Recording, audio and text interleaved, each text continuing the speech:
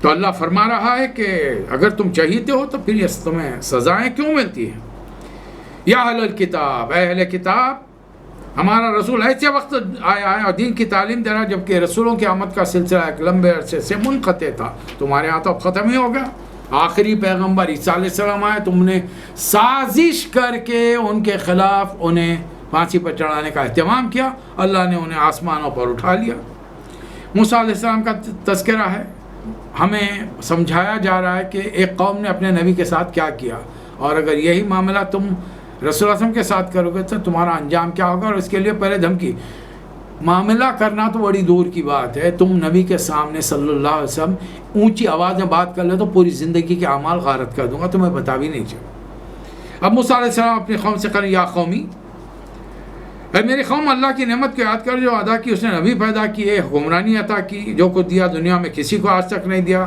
اب اس سامنے فرعون کے ڈوبتا ہوا فوج کو دیکھ چکے ہو، سمندر پار کر کے مصر سے آ گئے ہو، سامنے فلسطین ہے، داخل ہو جاؤ. اس میں یہ وہ ملک ہے جو تمہارے لیے اللہ نے لکھ دیا ہے. یا قوم ادخلوا الارض المقدس التي كتب اللہ لکم.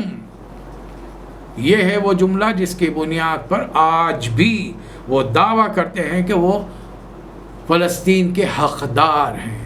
جب انہوں نے دیکھا کہ طاقت کے بل پر مسلمانوں سے لے نہیں سکتے، اہل اسلام سے، انہوں نے پھر بیلفور سازش کے تحت 1948 کے اندر اس کو حاصل کر لیا. اور اس زمانے میں وہاں کے مسلمان اتنے غریب تھے، ان کو پیسوں کا لالچ دے کر ان کی زمینات پہ قبضہ کر لیا، اور آج تو ایک بڑے حصے پر تقریباً 90% ایریا کے پر قبضہ جمائے بیٹھے. وہاں بیٹھ کر وہ انتظار کر رہے ہیں اپنے مسیح کا، جو مسیح دجال ہوگا. اور ہم کو انتظار کرنا ہی ہم نے چھوڑ دیا، ہمیں معلوم نہیں ہماری نئی جنریشن کو عیسیٰ علیہ السلام آنے والے. لیکن قوم نے جواب دیا کہ نہیں موسیٰ، وہاں تو بڑے جبار، طاقتور، مضبوط لوگ ہیں، ہم نہیں جائیں گے، اس لیے کہ ابھی تو فرعون سے بچ کر آئے ہیں، ذرا زندگی کی سانس لینے دو، ذرا کچھ کھل کھیلنے دو، مزے کرنے دو. یہ کیا ہے پھر جا کے لوگوں سے جنگ کرو. حالانکہ کچھ نوجوان تھے، انہوں نے کہا کہ تم خالی پورے 12 قبیلے چلو، وہاں پر آگے بڑھو، دروازے کے سامنے آ جاؤ اس بستی کے، وہ لوگ خود تم کو دیکھ کے ڈر کے بھاگ جائیں گے، اللہ ان پر ہیبت طاری کرے. انہوں نے کہا نہیں، انا لن ندخلها ابدا ما داموا فيها فاذهب انت وربك فقاتلا انها هنا قاعدون. ہم تو کچھ ہو جائے نہیں اٹھیں گے یہاں سے. اے موسیٰ، تمہارا خدا جا کے لڑو، ہم تو یہاں بیٹھے رہیں. موسیٰ علیہ السلام نے جب ایک حکم قوم نے نہیں مانا تو اللہ سے فرمایا، پروردگار ربی انی لا املک الا نفسی واخی، میرا زور اپنے اور اپنے بھائی کے علاوہ کسی اور پہ نہیں چل سکتا، لہٰذا ففرق بیننا و بین القوم الفاسقین. پوری قوم کو موسیٰ علیہ السلام نے فاسق قرار دیا. اور یاد رکھیے، مسلمان ہی فاسق ہوتا ہے، مشرک اور کافر فاسق نہیں کہلاتا. فاسق وہ ہے جو ایمان لائے اللہ پر، اس کا حکم ماننے سے انکار کرے. آدم علیہ السلام کا بھی ذکر مختصر آ گیا، اس لیے کہ دین مکمل ہونے جا رہا ہے. مختلف روایات دنیا میں پھیلاتے رہیں گے. ہم سے پہلے کی قومیں عورت کو بدنام کر دیں گے کہ 2 بیٹوں میں آدم علیہ السلام کی جنگ ہوئی تھی، آپس میں لڑائی ہوئی، ایک نے دوسرے کو قتل. عورت کے لیے کیا اللہ فرما رہا ہے کہ نہیں، اللہ نے آدم علیہ السلام کے 2 بیٹوں سے، یہ آپ خود مطالعہ کیجئے آیت نمبر 27 سے، قربانی طلب کی. اب ظاہر ہے ایک ہی گھر کے 2 بیٹے، ایک باپ کی اولاد، ایک ہی ماں کا دودھ پینے والے، یکساں مزاج کے نہیں ہوتے. ہر ایک کا آپ اپنے گھروں میں دیکھ لیجئے، خود اب نوجوان ہے تو اپنے آپ کو دیکھ لیجئے، بھائی کی پسند کیا ہے، آپ کی پسند کیا ہے، اپنے بچے ہیں تو ان کی پسند دیکھ لیجئے. اب ایک ذرا نئے شریف قسم کا ہوتا ہے، ایک تھوڑا تیز مزاج کا رہتا ہے. اب جو نیک قسم کا تھا اس نے بڑی جستجو کی، بڑی اچھی چیز اپنی دانش میں لے کے آ کے میدان میں رکھ. اب دوسرا جو لاپرواہ قسم کا تھا اس نے کہا کہ پہلے میں انتہائی بزی ہوں، اب اس کے بعد اللہ میں ایک کام جو ہاتھ کو آیا لے کے آ کے رکھ دیا. اب ظاہر ہے قربانی تو اس کی قبول کی گئی جو محنت کیا اور بڑی جستجو کر کے اچھی اپنی دانش کی اچھی چیز لا کر پیش کی. اب دوسرے کو شیطان نے وسوسہ ڈالا اور ورغلا دیا، میں تجھے قتل کر دوں. تو دوسرے نے، پہلے بھائی نے کہا کہ بھائی میں تو تجھ پر ہاتھ نہیں اٹھاؤں گا، لیکن اس نے قتل کر دیا. رسول اللہ کی حدیث ہے کہ اب دنیا میں جتنے قتل ہوں گے انسانوں کے ہاتھ، اس کا ایک حصہ آدم علیہ السلام کے اس بیٹے کے کھاتے میں لکھا جائے. اب اس آدم علیہ السلام کے بیٹے کے دوسرے بیٹے کے کھاتے میں کتنے انسانوں کا خون لکھا ہوگا اور کیا سزا ہو سکتی ہے، ذرا سوچ کر دیکھیے. قتل کر دیا، اب اچانک پریشان، جوش میں جذبے میں آدمی ایک دم فوری ایکشن تو کر لیتا ہے، پھر پریشان رہتا ہے. واپس جاؤں گا تو ابا پوچھیں گے، امی پوچھیں گے بھائی کہاں ہیں، تو کیا جواب دوں گا میں؟ اللہ نے آسمان سے کوا اتارا جو اس لاش کے قریب گیا، وہاں نیچے آیا اور زمین کھودنے اپنی چونچ سے زمین میں اس نے گڑھا بنایا، ایک چھوٹی سی لکڑی لی اس میں ڈالی، پھر اپنے پنجوں سے مٹی برابر کی، کب لکڑی چھپ گئی، چھوٹی سی ٹہنی چھپ گئی لکڑی. اب آدم علیہ السلام کے بیٹے کو خیال آ رے میں تو اس قبر جیسا بھی نہیں ہوا کہ اپنے بھائی کی لاش کو چھپا سکوں، ایک بار چھپا دوں تو پھر ابا پوچھیں گے تو کہوں گا مجھے کیا معلوم، کہیں گیا ہوگا گھومنے پھرنے. بہرحال یہ دفن کرنے کا ایک طریقہ اللہ نے پہلے دن سے بتا دیا، اور پھر اس کے بعد میں اس قصے کو سنا کر اللہ فرما رہا ہے ہم نے کیا کیا، کتبنا علی بنی اسرائیل، بنی اسرائیل پر ہم نے لکھ دیا تھا انہ من قتل النفس بغیر نفس او فسادا فی الارض فکأنما قتل الناس جميعا، اگر کسی نے انسان کو خون کے بدلے یا زمین میں فساد پھیلانے کے سوا کسی اور وجہ سے قتل کیا تو گویا اس نے تمام انسانوں کو قتل کیا. ایک انسان کی جان بچائی تو تمام انسانیت کی جان بچائی. اور آج موسیٰ علیہ السلام کے ان امتیوں کی شیطانی سازشوں سے وہ تو سمجھ رہے ہیں کہ ہم کسی کو قتل نہیں کر رہے ہیں، ہم دوسروں کو اپنا اعلی کار بناتے ہیں، وہ دنیا میں قتل و غارت گیری کر رہے ہیں، ہم تو بچے ہوئے نہیں. قاتل وہی نہیں ہے جس کے ہاتھ میں ہتھیار ہو، قاتل وہ ہے جس نے وہ ہتھیار اٹھانے پر اس آدمی کو آمادہ کیا، ورنہ اس آدمی کی جو مقتول ہے اسے کوئی دشمنی تھی ہی نہیں. اب یہاں پر اللہ تعالیٰ ایک قانون بیان کر رہا ہے اسلامی حکومت کے لیے، مسلمانوں کی جہاں حکومت ہے. انما جزاء الذین یحاربون اللہ ورسولہ یسعون فی الارض فسادا، جو لوگ اللہ رسول سے لڑتے ہیں، زمین میں فساد کرتے ہیں، ان کی سزا یہ ہے کہ قتل کیے جائیں یا سولی پر چڑھائے جائیں یا ان کے ہاتھ اور پیر مخالف، ایک سیدھا ہاتھ کٹے گا تو ایک بایاں پیر کٹے گا، یا وہ جلا وطن ملک سے نکال دیے جائیں. رسول اللہ صلی اللہ علیہ وسلم کے زمانے میں بنو جوہینہ کے کچھ لوگ آئے کہ ان کی گوشت جسم کی چمڑی ہڈیوں سے لگی ہوئی تھی، رسول اللہ صلی اللہ علیہ وسلم کے آنکھوں میں آنسو. ان سے نبی صلی اللہ علیہ وسلم نے فرمایا کہ ہماری چراگاہ کی طرف چلا جاؤ جہاں پر اونٹوں کو چرایا جاتا ہے، اور جا کر ایک خاص مصلحت کے تحت آپ نے شاید اس خصوصی بیماری تھی اس کو دور کرنے کے لیے آپ نے فرمایا اونٹوں کا پیشاب پیو. بہرحال چند دنوں میں وہ ایک دم کھا پی کے مست ہو گئے. اب انہوں نے جو اطراف میں نئے مسلمان تھے، پورے تعلیمات سے واقف نہیں تھے، اب جب انہوں نے اطراف میں نظر ڈالی دیکھا کہ بے شمار حکومت کے، مدینے کی حکومت ہے، بے شمار جانور وہاں پہ گھوم رہے ہیں، اونٹ گھوم رہے ہیں، اور نگرانی کرنے والا ایک ہی بندہ ہے. انہوں نے اسے قتل کیا، شاید اس کی بیوی بھی وہیں پر تھی جھوپڑے کے اندر، اسے قتل کیا، اونٹوں کو لے کے بھاگ گئے. رسول اللہ صلی اللہ علیہ وسلم کو اطلاع ملی تو انہیں صحابہ اکرام کو بھیجا، پکڑ کر بلایا گیا.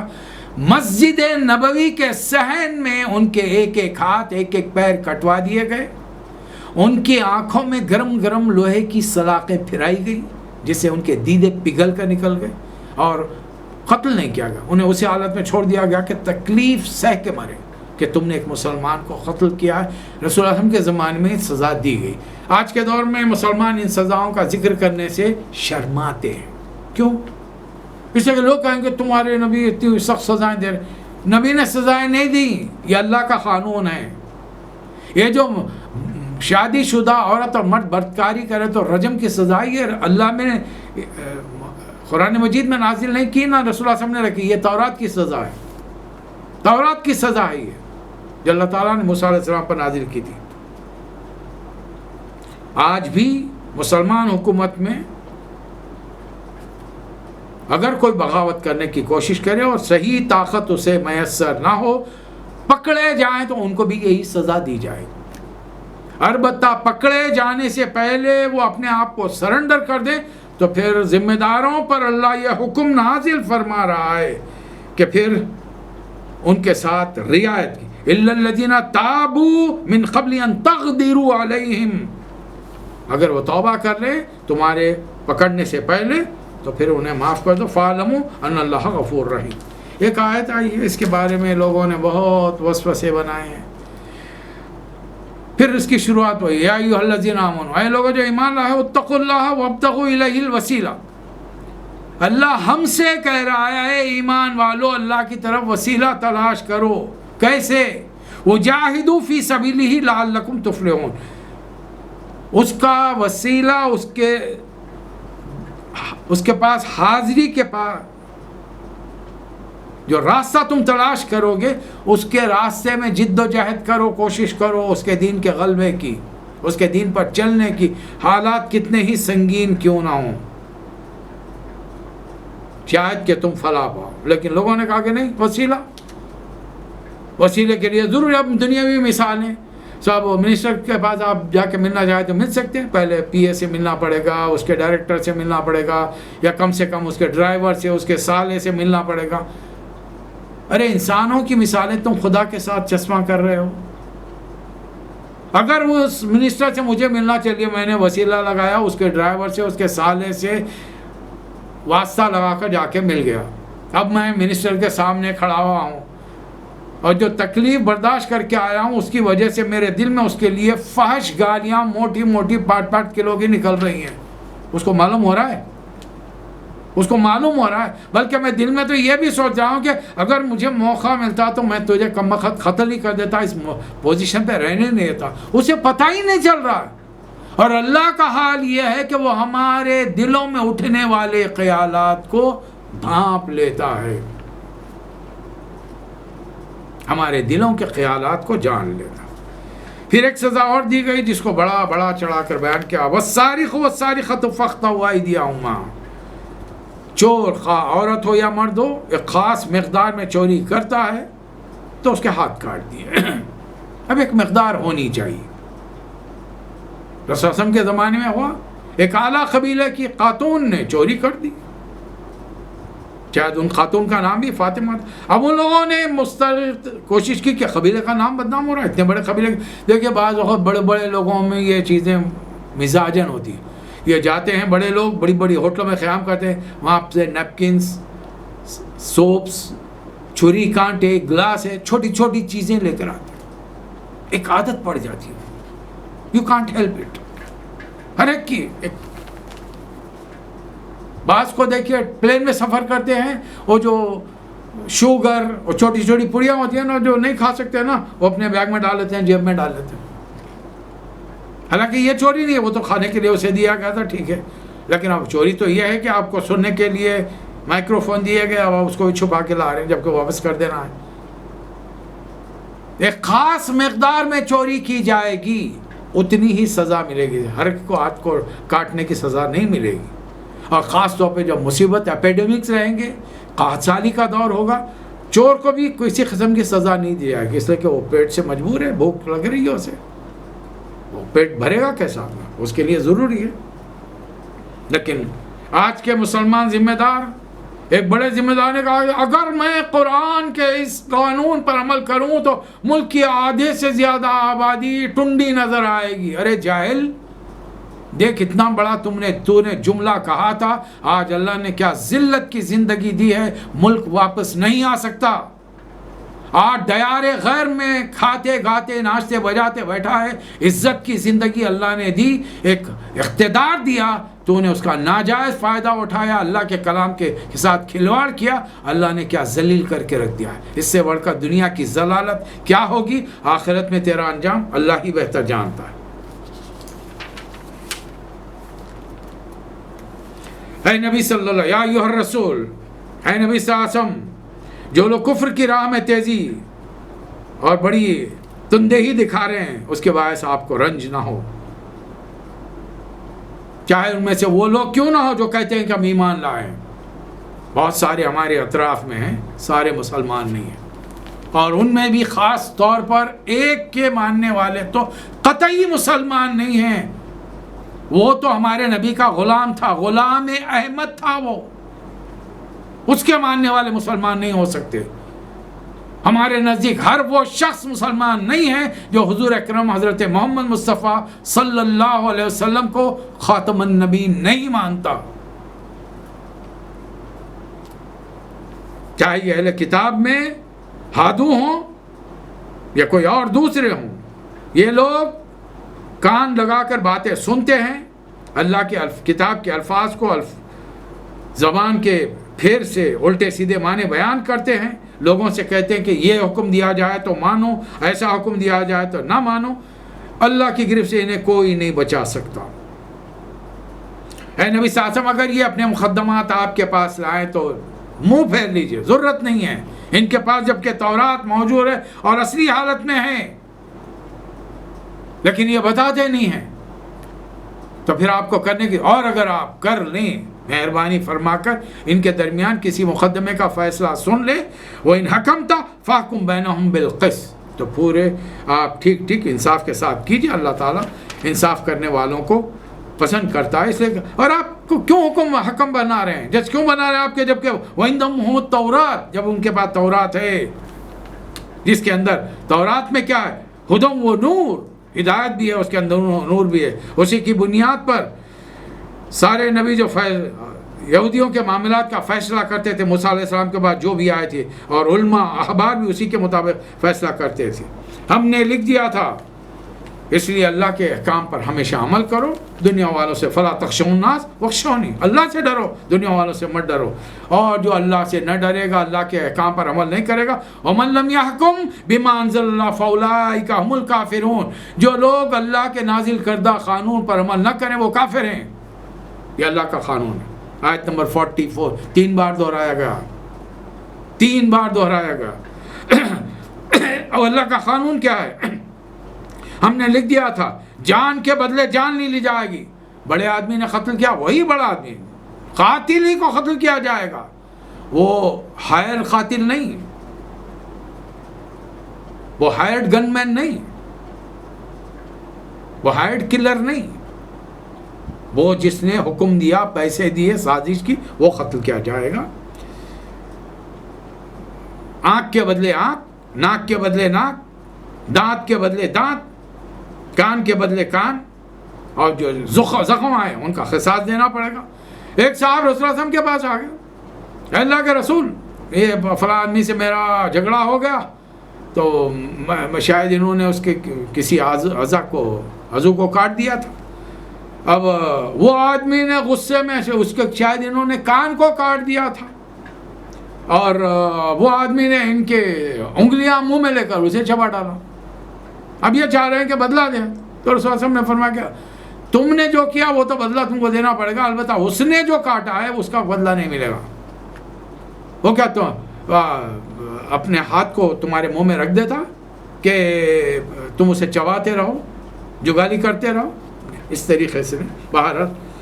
اب اگر کوئی معاف کر دے تو اس کا معاملہ، پھر اللہ تعالیٰ اسی آیت میں وَمَن لَمْ يَحْكُمْ بِمَا أَنزَلَ اللَّهُ فَأُولَئِكَ هُمُ الظَّالِمُونَ، جو اللہ کے نازل کردہ احکام پر کے مطابق فیصلے نہ کریں، حکم نہ دیں، یہی لوگ ظالم ہیں۔ آج ہماری عدالتوں میں کون کون لوگ بیٹھے ہوئے، کتنا قرآن و سنت کا علم ہے، مسلمان ملکوں کے ججوں کے پاس اسلامی قانون کتنا حفظ ہے اور انگریزوں کا کتنا قانون ہے۔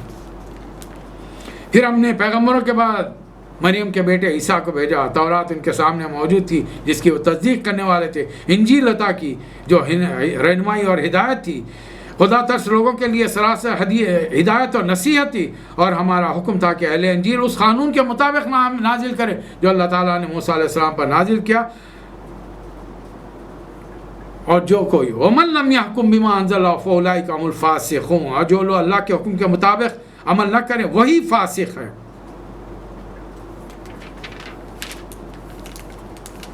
اے لوگوں جو ایمان لائے، یا ایھا الذین آمنوا، دیکھیے آیت نمبر 51 کتنی بار آیا ہے، اے لوگوں جو ایمان لائے ہو، لا تتخذوا اليہود والنصارى اولیاء، یہودیوں کو اور عیسائیوں کو اپنا دوست نہ بناؤ، یہ آپس میں ایک دوسرے، اور آج تو بڑی شدت سے ہیں۔ اور ایک بات یاد دلا دوں، ایک دو جملوں میں، دجال کا وقت قریب ہے، اور دجال جب آئے گا اور یہ ظاہر کرے گا کہ میں عیسیٰ ہوں، تمام اس وقت کے عیسائیوں کی ایک بڑی تعداد مان لے گی خدا ہے وہ، اور سب سے پہلے وہ ٹوٹ پڑیں گے مسلمانوں۔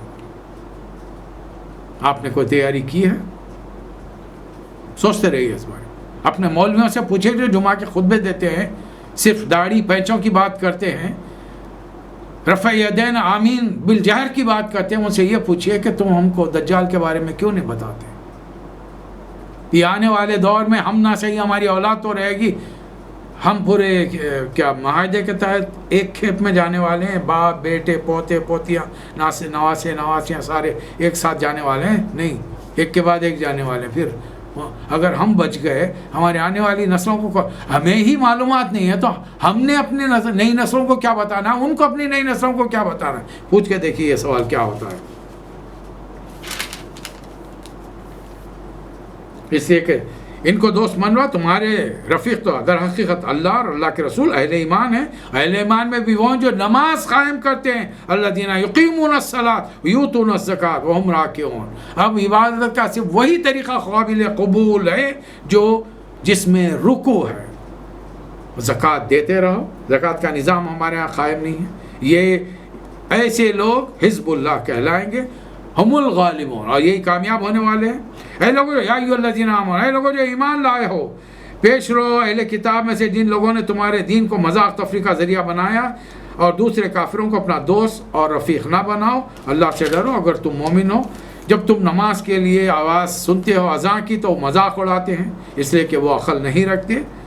ان سے پوچھو اے اہل کتاب، ہم سے کس بات پہ بگڑے ہو؟ اس لیے کہ ہم اللہ کی تعلیمات پہ چل رہے ہیں جو ہماری طرف نازل ہوئی اور تمہاری طرف بھی نازل ہوئی، جسے تم چھپا رہے ہو۔ حالانکہ جب یہ آپ لوگوں کے کچھ لوگ ہیں جو آپ کے پاس آتے ہیں تو کہتے ہیں ہم ایمان لائے، حالانکہ کفر لیے ہوئے آئے، کفر لیے ہوئے واپس جائیں گے۔ ان میں سے بے شمار لوگ گناہ کرتے ہیں، ظلم و زیادتی کے کاموں میں دوڑ دھوپ کرتے ہیں، حرام کا مال کھاتے ہیں۔ کیوں ان کے مشائخ اور علماء انہیں گناہ سے روکتے نہیں، انہیں حرام سے کھانے سے نہیں روکتے، منع نہیں کرتے انہیں؟ دونوں پکڑے جائیں گے، کھانے والے بھی علماء بھی، اس لیے کہ وہ روکتے نہیں۔